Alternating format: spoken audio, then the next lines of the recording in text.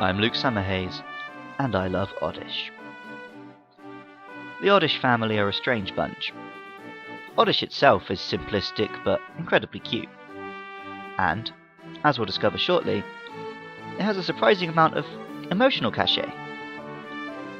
It evolves into Gloom, who has a certain notoriety thanks to being described as the weed Pokemon. Cue Snoop Dogg and some air horns here. From there it can become Vileplume, a big beautiful flower which seems misnamed in a medium with no odours. Or Bellossom, the only evolution to lose one of its dual types in the evolving process.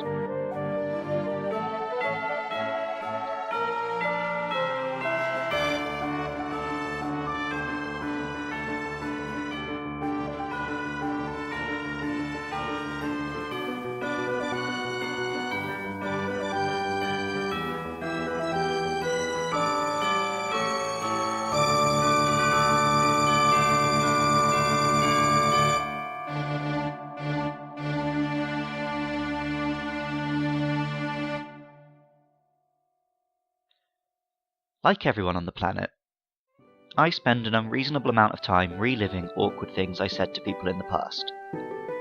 One of those times revolves around Oddish. You see, the younger sister of my childhood best friend was a big Oddish fan. She was under the impression she'd created Oddish, having made up a very similar design when she'd first become aware of the franchise, but that's beside the point. Our story takes place when we sat down to watch the second Pokemon movie on VHS. More specifically, the Pikachu shorts at the start. As the scene with Bellossom approached, I turned to my friend's sister and said, "Oddish won't be your favourite member of that family for long." In my childish idiot head, it made sense. She was a girl, she'd love this girl Pokemon in a flowery dress. When I turned out to be, obviously, incorrect in my assumption, I realised how patronising and sexist a comment it was. And I grew a little that day. Not much, mind, I'm still 5'7". So, to this day, I love Oddish as much out of my own childhood guilt as any actual affection. What is an Oddish? In simple terms, it's a little blue plant bulb with a face and feet, running around with leaves on its head. If it plonks itself into the ground, it would be impossible to tell it from the other plants around it.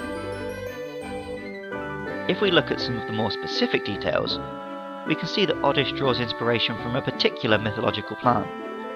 The Pokemon Stadium Pokédex entry says, "Burrows underground in the day, exposing only its leaves. It is said to scream loudly if anyone tries to yank it out." The mandrake is a plant from ancient mythology, popularised by the Harry Potter books and films. Recall the scene in the first movie, where everyone wears earmuffs and repots the gross, screaming root babies. At level 21, Oddish evolves into Gloom. Overall, Gloom is just a bigger Oddish, with a different plan. It has a dazed, drooling expression, hinting at the poisonous and paralysing moves it has, and giving even more ammunition to the weed Pokemon gags. Most interestingly, the plant develops into a very distinctive flower.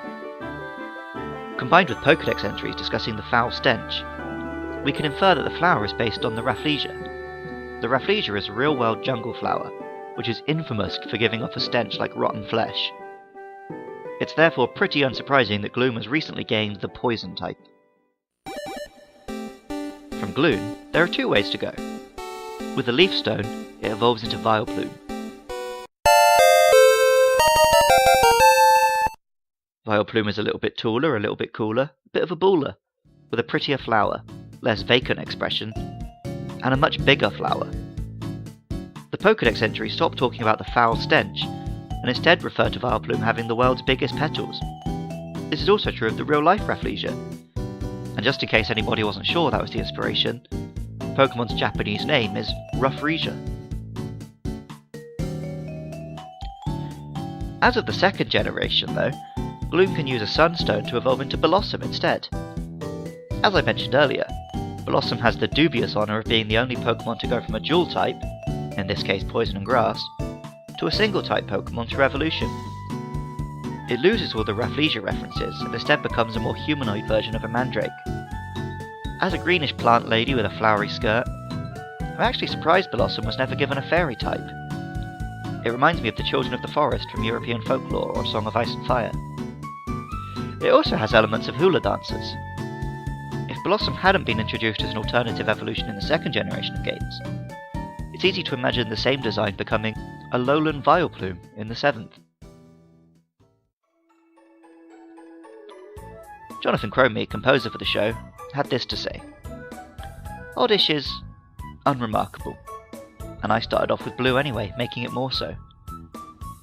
Gloom is appropriately disgusting, given it's a proto-Rafflesia. Compare-contrast Vileplume, who's just too adorable for what it is. Bellossom was saved from an original, faintly problematic design, see the beta, and just became ignorable instead.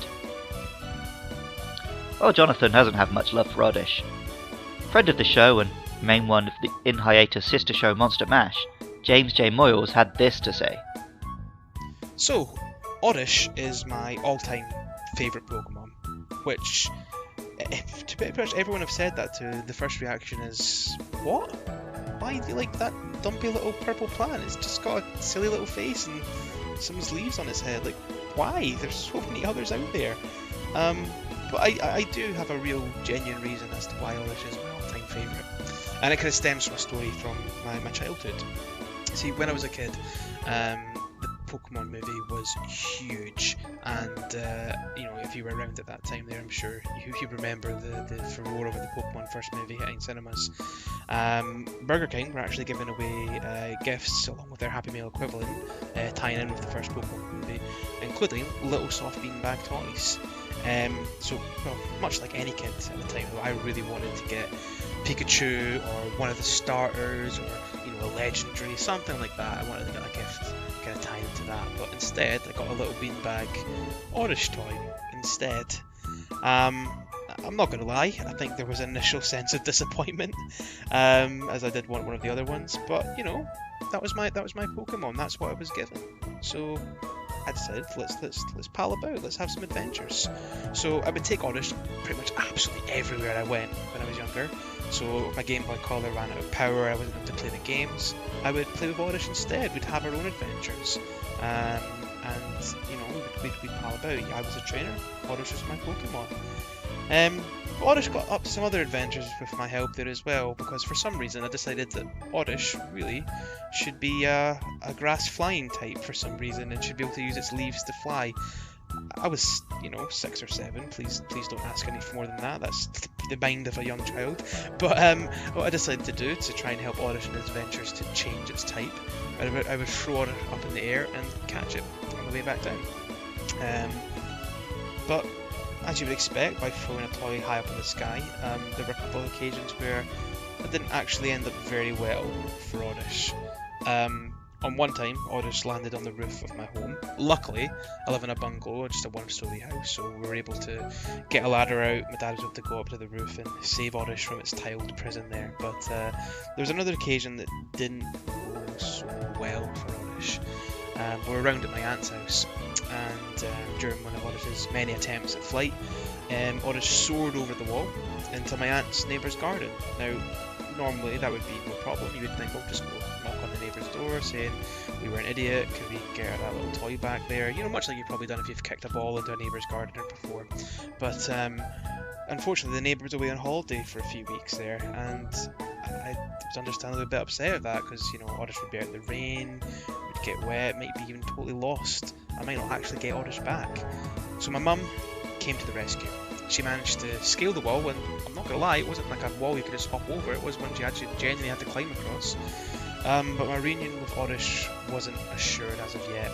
I heard from her across the wall, I'm going to need a bit of help with this one, James. So with my aunt's help, I too got over the wall, and no word of a lie, it was a purple and green jungle. So many just purple and green plants there. I couldn't believe my eyes. I genuinely couldn't make this up there. I was trying. It was absolutely covered with purple and green plants. And that made me a bit more upset, because I thought, well, that's it. Oddish is doomed. We're here now. We're never going to find him. He's lost. He's in camouflage. But after what felt like hours of searching, which, let's face it, was probably about 10 or 15 minute stops, my mum was successful in retrieving Oddish. and we were reunited, gloriously reunited. And I think after that day I decided that Oddish was, much more suited to being a grass poison type, and we should probably abandon its attempts to learn Fly. But I didn't stop our adventures from rolling on there across the years. I've actually made a habit in every Pokemon game that I've played since to use an Oddish for at least part of my journey in that game. I try and have a bit more of a varied team come the end game, but Oddish is important to me. I like to have them along for part of the ride in every game I've played. As for the soft toy, as for my own special Oddish, as I grew older and kind of soft toys weren't exactly cool any longer there, I decided to take a leaf out of Ash Ketchum's book, and much like he did in the anime, I left Oddish with my parents, with my mum to be specific, much like Ash did with his Pokemon at Oak's lab. Oddish now actually rides around on the dashboard of Mum's car, and you can take it in the sunshine and see the local sights. So I do get a chance to see him whenever I visit my mum. And I adore that little guy, and I always will. And that's why I love Oddish. I can't say I love Oddish as much as Jay there. That said, I like to think I've become a little more woke since the days of my Bellossom faux pas, and maybe Oddish and Family helped me a little on that journey. Music for Luke Loves Pokemon was created by Jonathan Cromie. Artwork for the show is by Katie Groves. If you're interested and you enjoy the show, please do give us a 5-star rating and review on iTunes, and share this podcast with your Pokemon-loving friends. If you have anything to say about the next couple of Pokemon we'll be covering, Paris and Venonat, let me know all about it. I'm on Twitter and Facebook at LukeLovesPKMN, and you can email the show at lukelovespkmn@gmail.com. I love Oddish. And remember, I love you too.